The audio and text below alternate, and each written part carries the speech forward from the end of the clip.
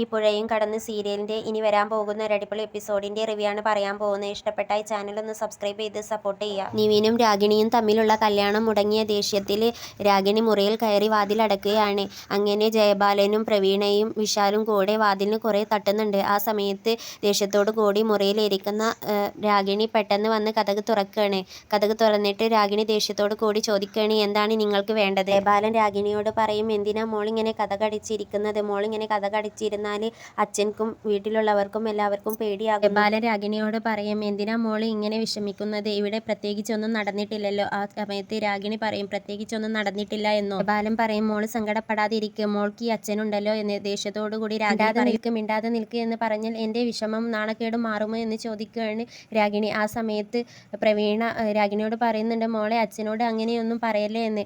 ദേഷ്യത്തോടു കൂടി രാഗിണി പ്രവീണയോട് പറയുന്നുണ്ട്, ഇനി എങ്ങാനും നിങ്ങൾ വായ തുറന്ന് വല്ലതും പറഞ്ഞാൽ നിങ്ങളുടെ കയ്യിൻ്റെ ചൂടറിയും എന്ന് പറയും. അച്ഛനുണ്ട് എന്ന് പറഞ്ഞുകൊണ്ട് എന്നെ ഈ സിറ്റുവേഷനിൽ കൊണ്ടെത്തിച്ചത് ആരാണ്? പ്രവീണ പറയും, അച്ഛനോട് അങ്ങനെയൊന്നും പറയില്ലേ എന്ന്. ദേഷ്യത്തോടു കൂടി രാഗിണി പ്രവീണയോട് പറയും, നിങ്ങളോടല്ലേ പറഞ്ഞത് മിണ്ടാതെ നിൽക്കുക എന്ന്? നിങ്ങളുടെ ഒരുപാട് ബന്ധുക്കൾ വന്നിട്ടുണ്ടല്ലോ, അവരുടെ കൂടെ നിങ്ങൾക്ക് പോകാമായിരുന്നില്ലേ എന്ന് പറഞ്ഞുകൊണ്ട് പ്രവീണയെ തള്ളുകയാണ് രാഗിണി ദേഷ്യത്തോടു കൂടി ജയബാലിൻ്റെ ഷർട്ടിൽ കയറി പിടിച്ചിട്ട് പറയുകയാണ്, ഞാൻ പറഞ്ഞതല്ലേ എനിക്ക് നിവിനെ കല്യാണം കഴിക്കണം എന്ന്. ചെറുപ്പം മുതലേ ഇവനെയാണ് നീ കല്യാണം കഴിക്കേണ്ടത് എന്ന് പറഞ്ഞിക്കാണ്ട് നിങ്ങൾ വളർത്തിയതല്ലേ എന്ന് പറയാണ്. ബാംഗ്ലൂർ പഠിക്കാൻ പോയിരുന്ന സമയത്ത് നിങ്ങളല്ലേ പറഞ്ഞത് വേറെ ആരെയും അവിടെ കണ്ടു വെക്കരുത്, ഇവിടെ നിവിനുണ്ട്, നിവിനെയാണ് നീ കല്യാണം കഴിക്കേണ്ടത് എന്നൊക്കെ നിങ്ങളല്ലേ പറഞ്ഞത് എന്ന് പറഞ്ഞുകൊണ്ട് രാഗിണി ജയബാലിന്റെ ഷർട്ടിൽ കയറി പിടിച്ച് കരയുകയാണ്.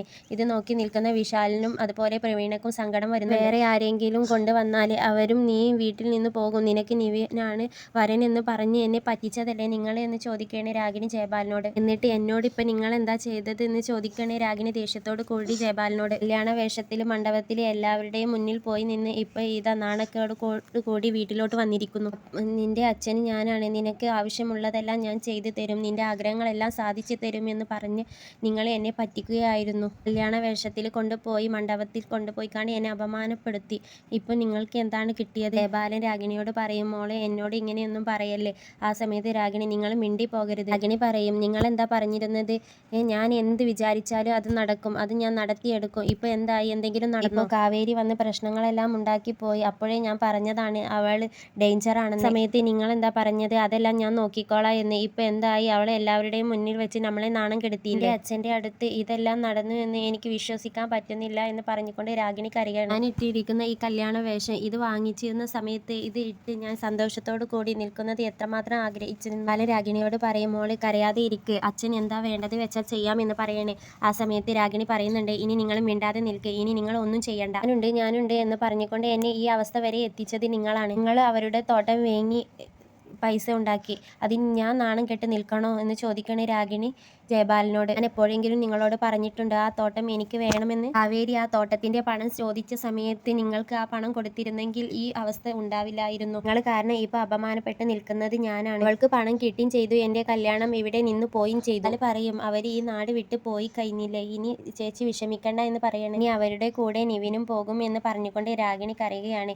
ഇപ്പോൾ ഞാൻ മാത്രം ഒരു കോമഡി പോലെ ആയി. ദേഷ്യത്തോടു കൂടി രാഗിണി ജയബാലിനോട് പറയും, ഇനി ഞാൻ കതക് കയറി വാതിൽ കുറ്റിയിട്ടാൽ ഇനി വാതിലിന് വന്ന് ആരും തട്ടാൻ നിൽക്കണ്ട, എനിക്ക് കുറച്ച് സമാധാനം തരും. മുറിയിലോട്ട് പോകാൻ നിൽക്കുന്ന രാഗിണിയുടെ കൈ കയറി പിടിച്ചുകൊണ്ട് പ്രവീണ പറയുന്നുണ്ട്, മോളെ നീ എന്തെങ്കിലും കടുങ്കയും ചെയ്യല്ലേ എന്ന്. ആ സമയത്ത് രാഗിണി പറയുന്നുണ്ട്, ഞാൻ ഒരു കടുങ്കയും ചെയ്യാൻ പോകുന്നില്ല, എനിക്കൊരു സമാധാനം താ എന്ന് പറയുകയാണ്. പിന്നീട് പ്രവീണ പറയുന്നുണ്ട്, മോളെ രാവിലെ മുതൽ ഇത്രയും സമയമായിട്ടും ഒന്നും കഴിച്ചിട്ടില്ലല്ലോ, എന്തെങ്കിലും ഒരു ആഹാരം കഴിക്കുക എന്ന് പറയുകയാണ്. ആ സമയത്ത് രാഗിണി പറയുന്നുണ്ട്, കുറച്ച് സദ്യ വിളമ്പിക്കോ, അതാണല്ലോ എനിക്കിപ്പോൾ കഴിക്കാൻ പറ്റിയ സമയം. ബാലൻ പറയും, എന്താ മോൾ ഇങ്ങനെയൊക്കെ പറയുന്നത്? ആ സമയത്ത് രാഗിണി പറയും, ഇങ്ങനെയല്ലാതെ പിന്നെ എങ്ങനെയാണ് ഞാൻ നിങ്ങളോടൊക്കെ സംസാരിക്കേണ്ടത്? എന്ന് ചോദിക്കുകയാണ് രാഗിണി.